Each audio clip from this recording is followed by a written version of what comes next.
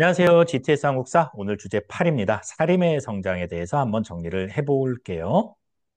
자, 오늘 여러분들은 세 가지를 정리를 하게 될 겁니다. 첫 번째, 살인의 특징. 두 번째, 조광조의 개혁과 기묘사와 그다음에 세 번째, 붕당 정치가 어떻게 성립이 되는가 그 과정을 한번 살펴보도록 하겠습니다. 자, 이야기는 조선 초로 다시 돌아갑니다. 고려 말에 이 신진사대부가 두 개파로 나눠졌다라고 얘기를 했었죠. 급진파 사대부와 온건파 사대부. 그리고 급진파 사대부의 정도전이 이성계와 손을 잡음으로써 조선이 건국이 됐다라는 거 우리가 다 알고 있는 거예요. 자, 조선이 건국된 다음에 급진파 사대부를 우리가 관학파라고 불러요. 그리고 조선 건국에 협조하지 않았던 또 반대했던 그런 정몽주 중심의 온건파 사대부를 우리가 사림이라고 부른다라고 지난 시간에 한번 정리를 했었죠. 자, 관악파는 부국강병을 추구를 했어요. 이제 막 나라가 세워졌잖아요. 그래서 어떻게든 이 나라를 부흥시키려고 꼭 성리학이 아니더라도 다른 기술적인 여러 가지 응용 학문도 이렇게 좀 너그럽게 받아들였던 그런 세력이라고 보면 되겠습니다.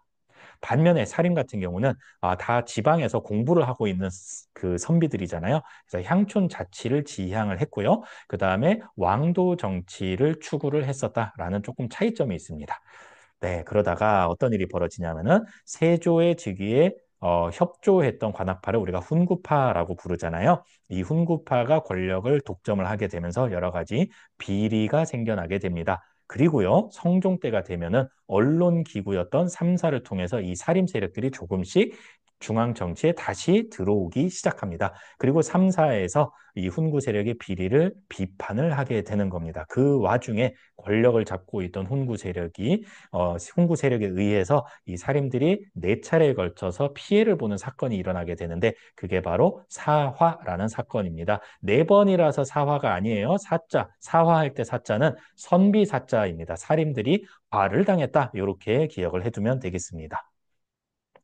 네 차례에 걸친 사화, 먼저 첫 번째 사화는 연산군 때 일어났던 무오사화입니다. 무오사화, 어떻게 일어난 거냐? 사림들 중에서 사림의 스승격인 김종직이라는 사람이 살아있을 때 조의제문이라는 문서를 하나를 씁니다. 김종직이 쓴 이 조의제문의 내용이 뭐냐면은 여러분 중국의 초안지를 배경으로 했던 초나라의 항우 있잖아요. 항우. 이 항우가 중국 초나라의 황제인 의제를 폐위를 시켜버려요. 쫓아냈다고 신한데 신한대 왕을 쫓아냈다. 그래서 이거는 말도 안 된다라면서 김종직이라는 살인이 이 의제를 좀 이렇게 기리는 글을 썼던 거예요. 근데 연산군 폭군이잖아요. 이 연산군이 이걸로 시비를 거는 거예요. 근데 혼자 시비 건 건 아니고 이 살림 세력들을 견제하고자 했던 훈구 세력들이 이간질을 시킨 거예요. 전하, 김종직이라는 자가 썼던 조의제문을 보소서. 거기 나와 있는 대로 의하면은 항우는 세조고 의제는 단종이고 즉 항우는 나쁜 놈이니 세조는 나쁜 놈이다라고 썼습니다. 꼰질른 거죠. 세조가 조선 왕이잖아요. 그렇죠? 이거는 말도 안 되는데 감히 신하인 주제에 조의제문을 빗대 가지고 우리 조선의 왕인 세조를 비판을 해? 하하, 이거 결정적인 증거인데? 라고 생각했던 연산군은 안 그래도 눈엣 가시였던 살림 세력들이 이번 기회에 싹 밀어버립니다. 그게 바로 첫 번째로 일어났던 무오사화예요. 자, 두 번째. 두 번째도 역시 연산군 때 일어났던 갑자사화입니다. 갑자사화는 지극히 연산군의 개인적인 일로 일어난 일이에요. 물론 이제 옆에서 그 분위기를 조장하고 이간질했던 훈구 세력들도 있었지만요. 연산군의 엄마가 폐위당하거든요. 근데 그때 당시에 폐위하는데 이제 큰 역할을 했다라고 이제 했던 게 바로 살림 세력이거든요. 그래서 그걸 빌미로 너희가 어떻게 우리 어머니에게 이럴 수 있단 말이냐 이러면서 이제 살림 세력들과 일부 훈구 세력들을 싹 이제 죽여버리는 그런 사건이 일어납니다. 그게 바로 갑자사화였어요. 자, 연산군은 왜 살림 세력을 눈엣 가시로 여겼을까요? 바로 잔소리꾼이었기 때문에 그래요.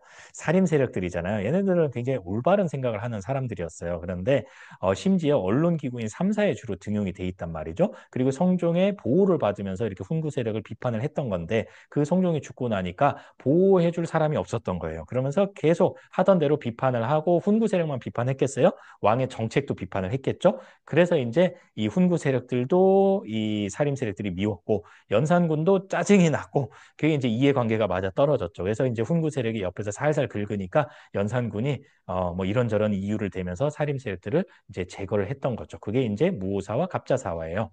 그런데 여러분이 알고 있다시피 연산군은 결국에 쫓겨나고 말죠. 중종 반정으로 인해서 연산군이 쫓겨나고 새롭게 중종이 즉위를 하게 됩니다. 그때 일어났던 사화가 세 번째 사건인 기묘사화예요. 이 기묘사화는 사림의 조광조랑 관련이 있어요. 중종은요, 연산군과 달리 이 훈구 세력을 좀 견제하고 싶었어요. 그래서 다시 이 살림 세력들을 이제 등용을 해가지고 여러 가지 개혁을 추진을 하게 되는데 그 개혁에 앞장섰던 사람이 바로 조광조라는 사람이거든요.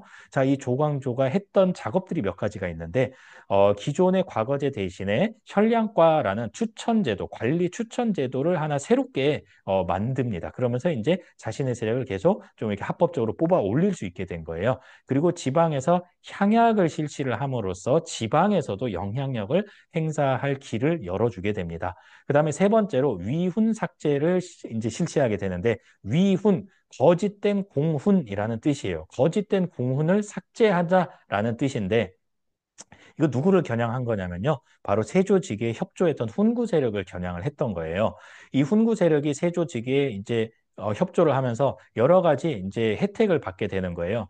요새 말로 치면은 뭐 국가 유공자 정도의 대우를 받았다라고 보면 돼요. 그런데 문제는 실제로 여기에서 뭔가 공이 있지 않은 세력들까지도 거짓으로 이 장부에다가 자기 이름을 올림으로써 특혜를 받았다라는 거예요. 그래서 조광조는 이거 국가 재정이 낭비가 심하니까 다시 이 말하자면은 조사를 해가지고 거짓된 공훈을 올려놓은 훈구는 제거를 하자, 그러니까 특혜를 주지 말자라고 주장을 했던 거예요.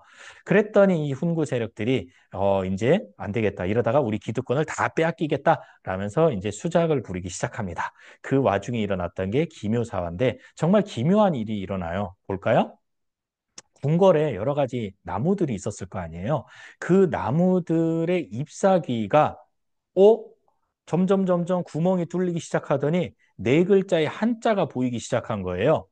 그랬더니 이제 왕비가 찾아간 거예요. 애벌레가 해괴하게 나뭇잎을 파먹었사옵니다, 전하. 그랬더니 중종이 깜짝 놀란 거예요. 뭐? 주초위왕? 가만. 주자와 초자를 합치면 조자가 되지 않는가? 조씨가 왕이 된다는 뜻인데 그럼 조광조가 스스로 왕이 되려 한단 말이더냐? 라면서 중종이 이 조광조를 비롯한 이 살림 세력들을 탄압을 하면서 일어났던 게 바로 기묘사화입니다. 굉장히 기묘한 일이죠. 어떻게 나뭇 잎사귀 이렇게 애벌레가 주초위왕이라는 글자 모양대로 나뭇잎을 파먹었을까요? 그 비밀은 바로 꿀에 있습니다. 꿀.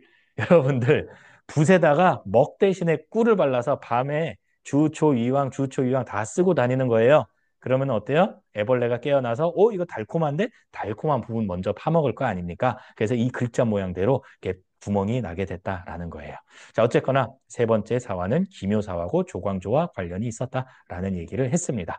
네 번째 을사사화는 명종 때 일어났는데요. 이거는 그냥 외척들 간의 다툼 속에서 새우 등 터진 그런 꼴로 일어났던 사화다라고 생각을 하면 되겠습니다. 자, 네 차례에 걸쳐서 탄압을 받았던 살림 세력. 그렇지만 꺾이지 않습니다. 그 이유는 바로 서원과 향약에 있습니다. 서원은 사림이 세웠던 지방 사립학교라고 생각을 하면 됩니다. 여기서 계속 제자들을 양성을 할 수 있었고요. 그 다음에 지방에서 지켜야 되는, 시골에서 지켜야 되는 약속, 이거를 우리가 향약이라고 하는데 마치 여러분 학급에서 급훈 또는 학급 규칙 정하잖아요. 예, 그 학급 규칙, 뭐 여러분의 의견을 물어보긴 하지만 대체로 담임 선생님의 주도로 만들어지잖아요. 마찬가지예요.